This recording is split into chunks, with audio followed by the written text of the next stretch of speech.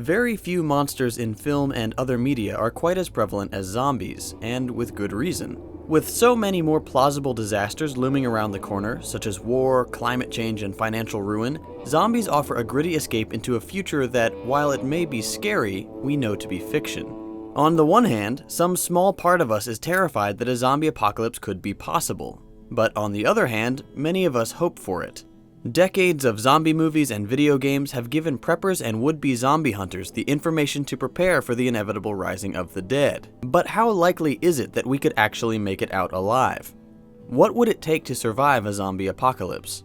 The first things that probably come to mind are guns, baseball bats, and giant ridiculous trucks with push bumpers. And while these things are definitely valuable tools, if you have to use them, you're probably in the worst case scenario, or you're just reckless. And either way, you probably won't last long. What every survivor really needs to focus on is the less glamorous aspects of post-apocalyptic life. Have seasonal allergies? Make sure you have Zyrtec on hand, or risk getting chomped by zombies who heard you sneezing. Allergic to bees? Stock up on EpiPens, unless you want to be that one loser who died from a bee sting instead of a horde of living dead. There are a lot of little details to take into consideration when trying to survive any apocalypse. The first and most obvious necessities would be clean drinking water, food, and general first aid. As a rule of thumb, each member of your party should drink about 1 gallon of water per day due to the physical exertion required to exist in a world of ravenous zombies. That can add up quickly, so make sure you have a way to collect fresh water, either through purifying existing water sources or desalinating ocean water. The average human can only go about 3 days to a week without water, so regardless of your survival skills, having drinking water in abundance is non-negotiable. Food is still critical, but more manageable. While a lack of food can lead to decreased physical fortitude, the average human can survive up to 3 weeks without food, as long as they have plenty of water. Finally, first aid supplies like bandages, hydrogen peroxide, and any needed prescription drugs will be a lifesaver when someone in your party inevitably hurts themselves. A gash from a rusty nail can be just as deadly as a zombie bite if not treated quickly. Then there are the ever-useful utility items we all use in everyday life. Duct tape alone has more uses than you'd ever expect, from securing barricades to restraining hostile humans to attaching knives to poles for extra zombie-killing reach. Pocket knives or multi-tools will find innumerable uses as well, such as sharpening steaks, severing restraints, or opening cans of food. Then there are flashlights. Many of us have gotten so used to having a flashlight app on our phones that we forget to keep a real, more powerful flashlight handy. When your phone eventually dies and there's no power available, having a flashlight could be the difference between life and death when traveling at night.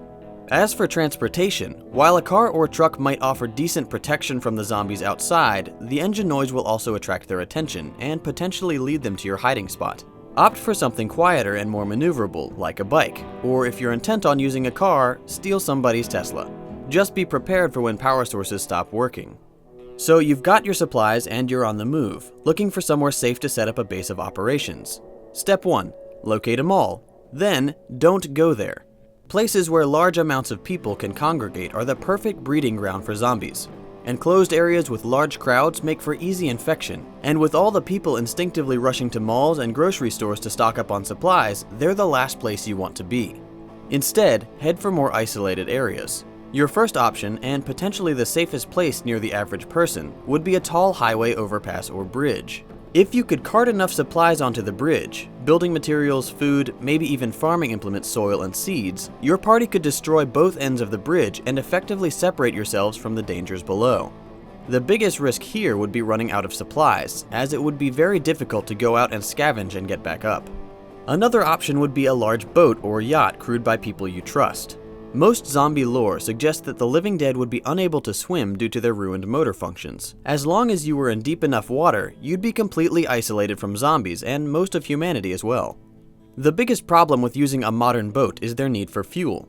If you run out of gas, you're dead in the water. So if you decide to set up an aquatic base of operations, make sure you have as much fuel as you can possibly carry. Two other hiding places that could become an option thanks to your boat would be small uninhabited islands and offshore oil rigs.